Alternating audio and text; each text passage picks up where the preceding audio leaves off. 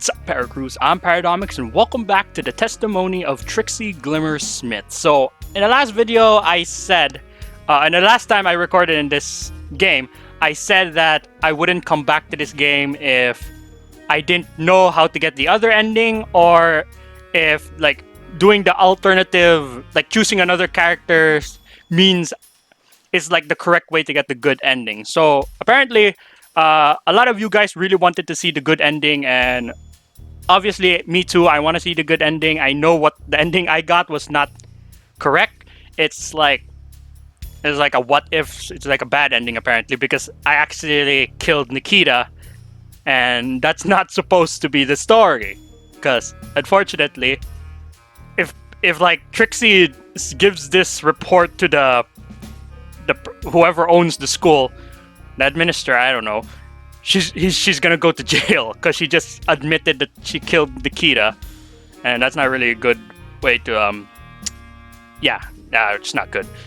So anyways, one of you guys actually helped me out here and actually told me how to get the good ending. So I was really close to get the good ending, which is where was it? It was supposed to be in a library. So to get the good ending, I needed to accept the gift from Parsnip, which is that yellow string, and talk to the phone instead of reading the book, which I both did. So the other three, there was actually 5. The other 3, apparently I was supposed to read 2 books. I got the third one right. I mean the fourth one right, because I got the crystal ball. Apparently there was one more thing that I was supposed to get, which was a white mask in Heidi's what do you call that place? The Heidi's part. Remember Heidi's warehouse shop, whatever. So apparently the mask that Trixie saw, she was supposed to bring it. I don't know for what reason, but yeah, I have to get that for some reason. So anyways, I have to load back to the library, wherever that is. Okay, here I believe. Where was it? Okay, so I need to read 2 of the books. According to the person who said this, I needed to read the last 2. So there was one up here and I need to read this, I guess? So apparently this is supposed to tell me I'm supposed to read a mask. I don't know if I read this one. Yellow eye, I was wounded, a pitchfork to my side. I stumbled away from the battle, blood staining my purple robe, a dark brown, and found myself... Oh, my purple robe's a dark brown. Okay, Yellow sign. Okay, the music just disappeared. Okay, as I left consciousness, the yellow sign still staring into me, I slipped into somewhere dark. When first I saw Carcosa in its rotting state, I knew I had a glimpse of an unimaginable terror. I walked the streets of the city for decades, centuries even. From the top of the Imperial Palace to the deepest depths of the Twilight Quarter, where abominations long forgotten crumbled to dust underneath the perpetual darkness of Lake Hali. It was a city drenched in evil. When at last I returned to the consciousness, I awoke in a pile of bodies and presumed dead, I dragged myself away from this terrible place and made my escape into the woods. I would later return with the 4th chapter, the Order of Retribution of Purification, and burn alive each of the cultists. I foolishly believed that this would end the whisper in my head. Still they continued. Dismayed, I returned to my home, inflicted punishment on myself for this heresy. But when the voice remained, I gave into my weakness and listened. I finally realized what was being whispered to me, and was filled with a manic intent to lay into its parchment. The words flow into my mind and onto the page. For 3 days, I wrote without rest, food, or breath. For 3 days you were holding your breath? That's weird. When finally the manuscript was completed, I bound it in preserved snakeskin, the only remain of the ancient people. I look upon my work, seeing it with my own eyes for the first time. I had written the king in yellow. Later, a gift was presented to me. A mask of a pale servant, one eye looking out to the future, and the other blinded by the first ruby that mined from the quarry that would become the Twilight Quarter and forced only to remember the past. So this is the mask that I was supposed to. The mask that we saw in Heidi's shop. Heidi was like she had a box full of junk, and then we saw this mask, but we ignored it because we didn't know it was important. But now we know we need the mask because right here it mentions the mask, a white china-like mask inlaid with gold mine from the great moon of Carcosa. It was terrible to behold, for I knew who had delivered it to me. Whispers from the king tell me that they who possess the mask are blessed to walk his path and claim the broken throne for themselves. The mask was lost to me, stolen. Mercy on the wretch who finds it. I checked the clock. I have 1 hour left before they kick me out. Okay, so that's pretty much all I need. Okay. So anyways, next up, yep, we pick up the ball. And then after that, we're supposed to have this dream. The floating skulls, yada yada. Daffodil Lane. Hey, here we go. So here's the other. Oh god. Okay. So here's the other thing that I have to do. I have to hang. Okay, Jesus Christ. Alright, so I'm supposed to hang out with Parsnip for some reason. So anyways, here we go. Yeah, I guess I can hang out for a little while. Yay! Oh wow! I'm so excited! Let's go ask Rosie if she would like to come too.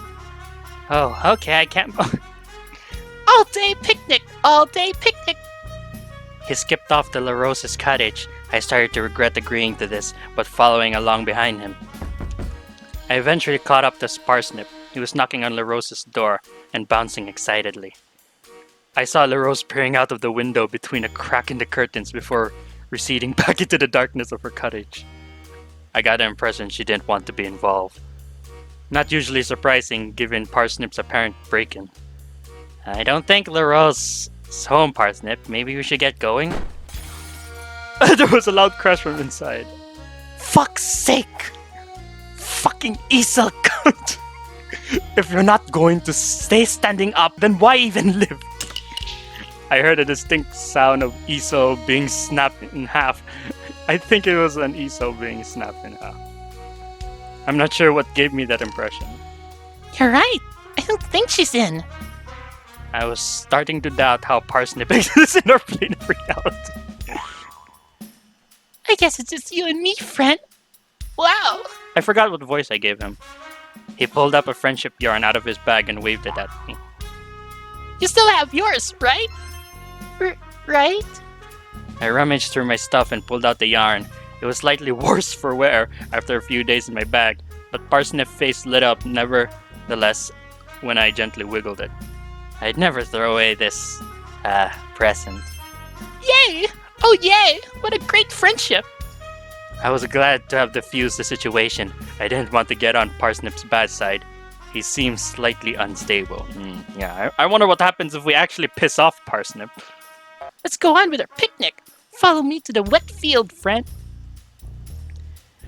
Wheat field wasn't a great spot, given that the wheat hadn't been cut, but it was at least somewhat shady between the crops. Parsnip had a giggle as he trampled through the field to the picnic spot. He seemed to find running through the field of wheat strangely naughty. Though part of me thought the devious giggling in the secluded spot may just have been because I was about to be murdered. I quickly shook those thoughts off, intent of trying my best to have a nice time. Parsnip started to unpack his picnic hamper. I have to admit, I was slightly dreading what he might pull out. To my surprise, what he did get out looked really good. A tray of cupcakes, each decorated with different colored icing and sprinkles. A few even had chocolate chips and flakes on them. Things were looking up. He got a pitcher of water out of the basket. Somehow it hadn't spilled inside despite being swayed and have no lid. Possibly defying the law of physics. Well, not really. There is like this thing where if it's fast enough, the water is not gonna come out. There was this one time where I actually tried this in school because there was this experiment about physics where you have a bottle of water and then you spin it around and not a single drop of water will come out. You know? So if Parsnip is swaying this thing really fast, then the water will still remain in the bottle as if like gravity never left because it's just pushing left and right, left and right. So as long as it's like staying still, the water stays still as well until it stops. Okay, if there's like a sudden stop instead of like slowing down, then yeah, it will spill. So I don't know how Parsnip did this. He probably just like slowly made it, you know, yada. Or that he just like clapped it together so it gets stuck in the basket. He poured the water into a pair of plastic cups and handed me a red one. The red one! I thanked him and took a sip. The water was surprisingly nice and very cold. I thought this might turn out to be nice after all. I thought I'd soon come to regret. At this point, Parsnip got a bag of sugar daddy icing sugar out of his hamper and poured a good 100 into his cup. The sugar partially dissolved into the water, and most of it settled at the top of the cup. I grimaced at the thought of drinking it. Would you like some sugar? No, that's okay, Parsnip. Thanks for the offer. To try some cake. Cake? Wow! I look at the cupcakes. There were about 10 on shared plates. They had different colored icings and decoration. They looked pretty nice, if a little sickly. That said, something about them felt off. Yeah, do not actually eat it because apparently anything that you eat from Parsnip, you will die for some reason. I nervously ate some food. I don't know. Wait, I don't want to save there. I'll save here. I don't know if because we know what happens if we eat it, right? If we eat it, Parsnips we're gonna die. So we'll just pretend I couldn't eat anything. Oh no, I just realized I have a disease. I can't eat food. Oh no! When I'm sick, I just eat more sugar. It's a natural remedy. Sorry, bud. I have a food disease. If I eat food, I'll die. It's just one of those things. Oh no! Maybe we'll get you better from dying if you try some. Parsnip was more dense than I realized. I'll keep that in mind, Parsnip. Maybe I'll have some in the future. Haha, yeah! You can watch me eat! Oh jeez, I thought. I watched Parsnip start to nibble tiny bites off the other cake and then put them back into a shared plate. He didn't seem to have taken in anything I had said. He would cycle through the cakes, eating only little bits of each at a time. Occasionally, he would take a sip of sugar by clumsily holding the plastic cup between his big paws, usually spilling some of the sticky water on himself. He didn't seem to mind. I watched Parsnip nibble in his food in silence until he finished, at which he fell over backward asleep. Good night, Parsnip. Something was bothering me about Parsnip. He felt fundamentally wrong. I shook up the feeling. Parsnip was strange, but harmless. I left him snoring and wriggling to himself in his sleep. I snuck away only to run into LaRose. Ah! Fuck! How long have you been there? We need to talk. It was an incredibly ominous conversation starter. Okay, here? I peered down at the snoozing Parsnip, judging by his sniffing nose and munching noises he was dreaming about food. My place. She started walking off. It sounded serious. Stop wasting our time. Okay, let's... I mean... Yeah, the cottage didn't really help us when we went there, so let's go to LaRose. I don't really know if, I really need to go there. I silently followed LaRose to her cottage. Things felt really intense. So, Parsnip has given you one of those strings too, then? How long have you been watching us? Wait, is that what this is about? Kind of. There was a long silence while my brain tried to process things. It's just that you seem pretty intense. I was kind of worried. I mean... Well, it is important. A bit. The yarn. Do you have one as well? I have at least 20. When I woke up this morning, there were 3 poking through my letterbox. Wow, I feel like that really devalues my friendship with Parsnip. I'm considering using them to tie a makeshift noose. Oh my god. Haha. Wait, was that a joke? Sure. So far, all I've been able to do is hover them up and burn the bags.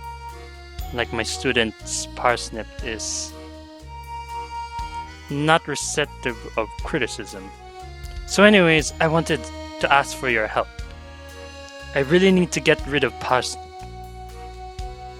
So I was wondering, are you trying to get me to kill Parsnip? He's weird, sure, but that's a little much, don't you think? What? No! Don't be ridiculous, no! I mean, if you want to, then I won't stop you. I did try to let him get run over in the road last time, but, you know, up to you, really. I was just going to ask, like, if you'd, I don't know, throw him into a bush and tell him to leave me alone. I stared into LaRose, slightly dumbfounded. You want me to assault him? What? I continued to stare at her, dumbfounded. Not like badly. You've spoken to him, right? Just push him into a bush really carefully and be like, hey, leave LaRose alone or the boys will get you. And that should be enough to spook him. Are you okay? I'm fine. Look, living next door to Parsnip is slowly killing me. I used to drink 30, maybe 40 units of alcohol a day. Now I'm up to maybe 60. Look, will you just give it a go? I can't live like this much longer. I don't know which the correct answer here. I mean, should I accept? Okay, I'll push him to a bush. I don't know. I don't want to do that to Parsnip. He seems like he's so funny, but this seems a little bit mean. And again, we don't want to get into Parsnip's bad side. I don't know. Okay. I'll just scare him a little. Enough to make him stop bothering me. Exactly. It won't take much to spook him. He'll be fine. Wait here. I'll get you a disguise so he can't take you to court. Not that Parsnip know what court is. LaRose disappeared into her house, eventually returning with a big cardboard box. Here, a mask. That's a box. Yes. But look, I cut some eye holes in it, so it's a mask. I walked down in the lane, trying not to admit to myself that I was only doing this so I didn't have to go back into the evil basement. Parsnip had clearly woken up after his sugar coma. I could see him outside his cottage talking to his daffodils. He seems to be stringing friendship yarn around them, congratulating them in winning the trial. What the jeez. Am I really going to do this? Apparently you have no... That's the first time I've seen her with her arms down. Usually she's always like that, or she goes... but that's the first time I've seen her arms down, legit just standing. She's so adorable. I approached Parsnip, praying he didn't see through my disguise. Hi, Trixie. Oh. Fuck. Please, no more bad words. Freaked out and claimed my name was Gustav. Let's try that. Let's try that. No, I'm not Trixie. I'm Gustav. I'm LaRose's friend. I mean LaRose's henchman. I'm going to push you into a bush now. Oh, okay. There's a bush over there. Follow me. He skipped over a nearby bush, patiently waited for me to follow. I didn't feel great. You can throw me through the bush now. Oh, I pushed Parsnip gently as I could. He fell over as lightly as a feather and landed on the bush. I'm in the bush now. I felt pretty mean, but he seemed to be enjoying himself. Yeah, take this as a warning. Leave LaRose alone. Or I'll push you into the bush again, maybe? I don't know who LaRose is, but okay. Okay, thank you. I'm going back to my home in Königsborg. Oh, she's doing like a Russian accent. Okay, see you around, new friend. Something about Parsnip felt off. He seemed harmless, but I started to feel anxious looking at him and ran off. I could feel his eyes boring into me the entire time. I returned to LaRose's cottage. Oh, you're back. Did you do it? Yeah. I kind of feel bad though. What? Did he die or something? I mean, no. He seemed completely unfazed. I told him to leave you alone, but I don't know if he understood me quite right. Well, I guess it was worth a shot. Thank you. I better get back to my painting. I'll see you around. I decided I'd been fucking around for too long and reluctantly got with my business. Okay. So, anyways, yeah, we've seen this. We've seen this. Yep, the floating skull. La la la la la la la la la la.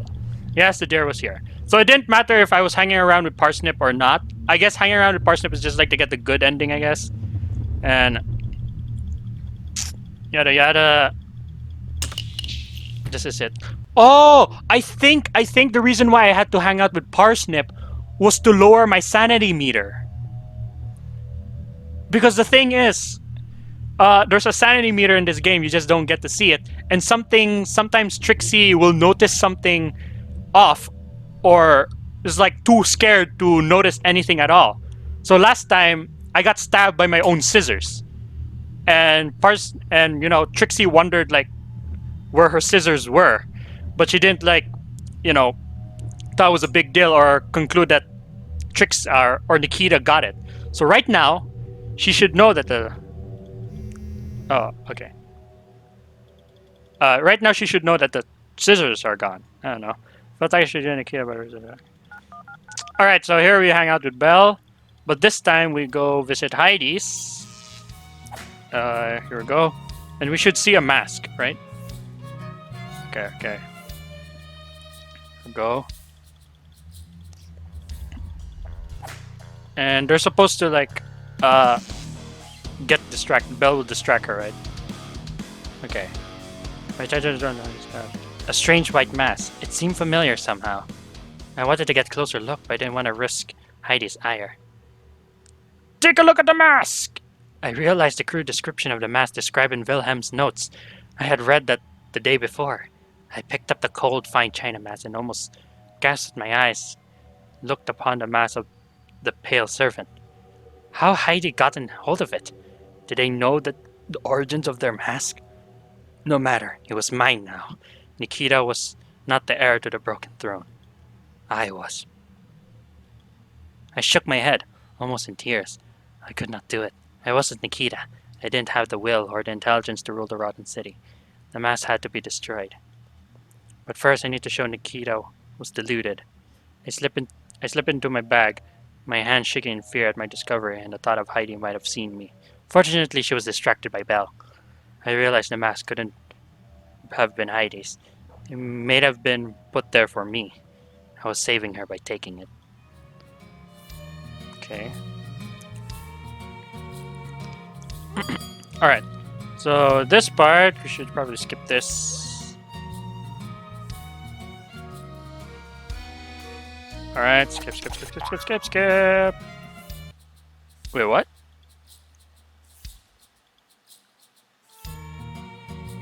Oh, she seems nice, even if she was into assaulting neighbors. Okay, that was just because we did that little thing. Alright. Yeah, skip all this. Wait, what? Wait, what? What do you mean you followed me? Dang, I heard her. She was confused. What? I suggested we follow the trail out of the woods, walk into the water to meet the corpse god? What? Hang on, what's this? Hey, Trix, what are you doing? I turned to face Belle, who had somehow gotten behind me. Huh? I realized I was stood ankle deep into the water. I hadn't even realized I'd been walking. Oh, jeez, what? Ew. I scurried back into the dry land, hoping I wouldn't get too many blood-borne disease from the stagnant water. Hey, hun, how about we get back to the path? This pond's a little nasty. I nodded, still a little shaken. Okay, so skip all this. Oh shoot! We skipped too much. Okay, here we go. Nikita, stop. Your choice isn't working. How about you come back here and talk to us? I will succeed. So then, la la la la la la. Okay. So this should be the right way. Start flicking through her notes. I expected her to summon a part of Sherman. Instead, the range. Maybe you're wrong. Okay. Uh-huh.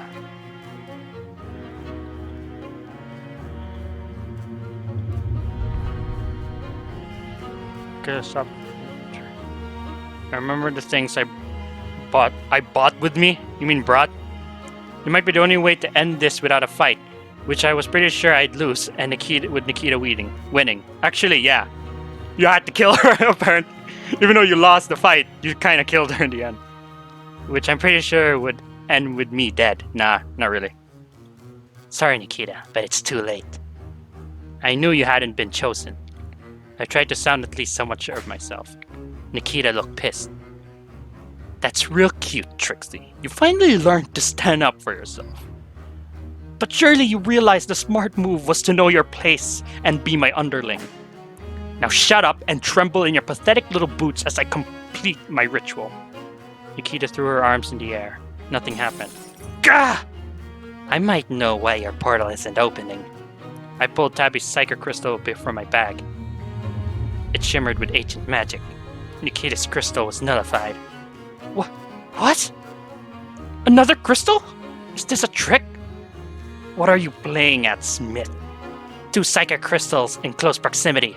Well, they neutralize each other, right? You didn't know that? No! This is a trick! You're trying to trick me, Trixie! Oh, that's right! Tricky Trixie! Yeah, that's good. I won't fall for your Trixie tricks!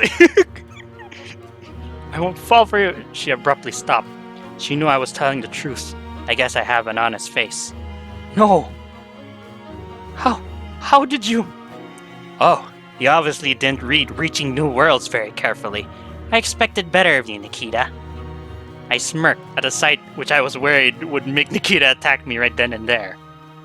Her two least favorite things being wrong and me. And her third most worst thing is being wrong by you. Fuck! Nikita stomped her foot in one of the candles, crushing it. She was getting dangerously angry. So, Miss Knights is in league with you too? How am I surprised? She will get what's coming to her. This is my destiny, Trixie. It was foretold! She lifted the king in yellow above her head dramatically. Your crystal is powerless against him. He chose me, Trixie, above everyone else. Crystal or not, the gate will open, and you will pay for your treachery. I'm sorry, Nikita, but I'm not sure the king has chosen you. I pulled the mask out of my bag and held it aloft for Nikita to see. You've been betrayed, Nikita. The king chose me. The mask had come to me indirectly, but that didn't make it any less my right, even if I didn't want it to. Nikita laughed as if she didn't seem convinced. Then a brief flutter in her expression as her eyes focused on the grim visage. In that moment, I knew she recognized that mask. Oh, great king, this can't be! Smith, how did you... Her face broke into a blend of fear and betrayal. I was lied to.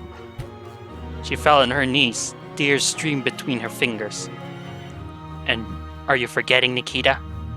It was me who was given the play. You had to beg me to give it to you. Oh, now the role is reversed. Like, Trixie is now standing up and Nikita is lowered down. Like in the very first part where Nikita was like talking to Trixie was exactly like this. She was like lowering down, showing inferiority. But now it's Nikita showing inferiority. Now Trixie is on top, bitch. Trixie, you're the one he chose. None of his whispers were true. He played me like an instrument.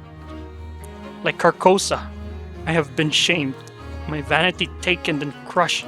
Trixie, She broke into tears. Despite everything, I pitied her.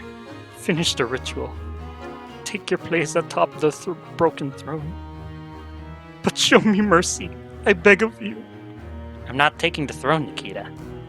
I don't want it. But I think deep down, neither do you. Let's just go back and get some rest. We can pretend this never happened. Obviously, that wouldn't happen, but I wanted to keep her calm. It looked like this terrible week was finally coming to a close. But the. She pointed meekly at the mask. I looked down at it. The ruby eyes seemed to glow, a promise of decadence and power beyond the white gate. Inlaid symbols speaking unknowing secrets into my mind. For a moment, I considered that maybe this was truly my destiny. Was this mask meant to fall into my hands? The wall of the basement glowed brightly with yellow signs, and I almost felt it was a sign from the king. Nikita's ritual may have been foolish and pointless endeavor, but maybe I could find a way to take the throne. Making Nikita my underling would be almost poetic. And yet, the walls were blank. I knew I was a nobody. I wouldn't have been chosen. This... Oh my god, it's the puppy out there? Aw. Sorry, I have like a puppy that's roaming around, and usually I have the aircon on, so he would wait by the door, like at the bottom part of the door, because when the aircon is like on, the cold wind will go gush out in the bottom door. So yeah, it's seeping through the door and it's like blowing to the puppy, and it's really hot at this time, so it's looking for like the coolest area to not burn up. So sorry about that. I'm not gonna let it in though. Later, I'll let it in later. This all had been a game for the King in Yellow, maybe even less. We were nothing to him. We can destroy it, and the play too. It's all evil, Nikita. Just look what it's done to us. Let's get back to uni, okay? Uni?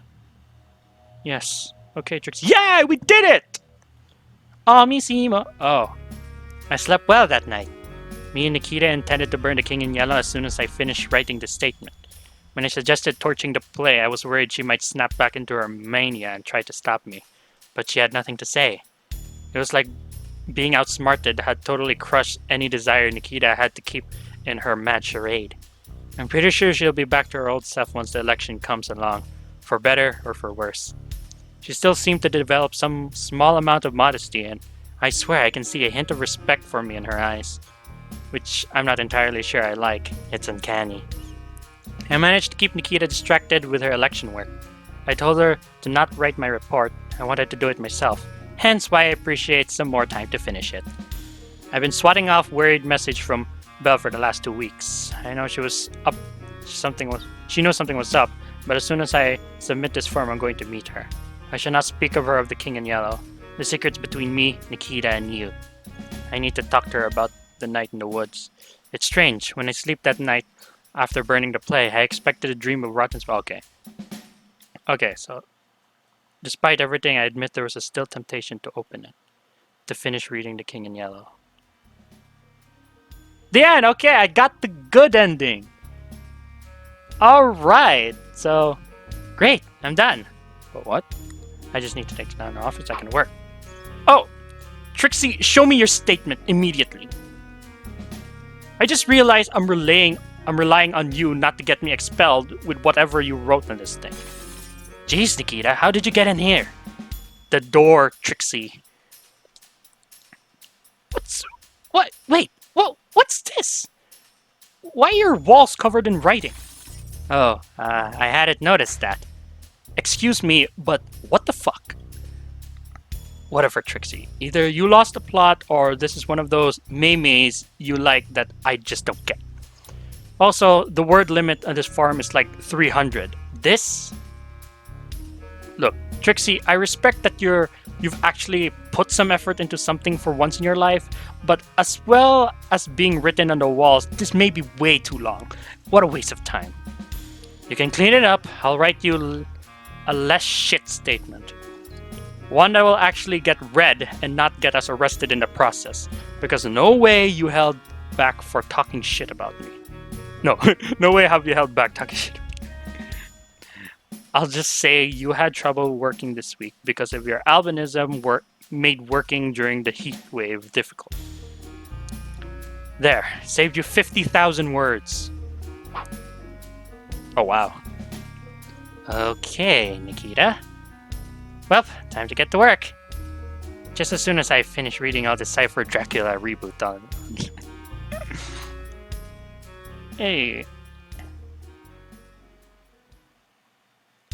Oh, okay, we went to the dark place. So, anyways, that is the testimony of Trixie Glimmer Smiths. So that was the good ending. So I'm glad to come back to this game because again, I love the characters, and there is one more game to this series, which is called. Come on, puppy, just wait, okay? Which is called Three Lesbians in a Barrow, which I already bought because there was a sale going on where this game and that game were in one price and it was really cheap. So I decided, hey, you know what? I love Parsnip, and this is a continuation of somewhat of Parsnip, so I'll take both of them. And then here I am making how many videos of Trixie Glimmer Smith? The testimony, anyways. So, anyways, I don't know if the next video or I will do the Three Lesbians in a Barrel. Well, then again, I bought it. I might as well do it. And yeah. So there, I only saw 3 characters, which was Trixie, Nikita, and I believe that would be Tabby. Tabby was like the other one that looked like. I forgot what she looked like, but Tabby was there. That's all I know. Anyways, with that being said, thank you guys so much for watching. If you liked the video, thumbs up the like button to death. Become a Parker today, and I'll see. Sorry, in the next video.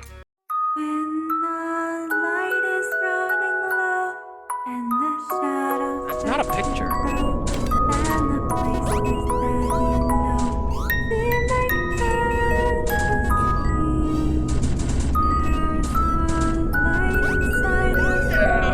I grow. Actually, let's keep my light on Heidi.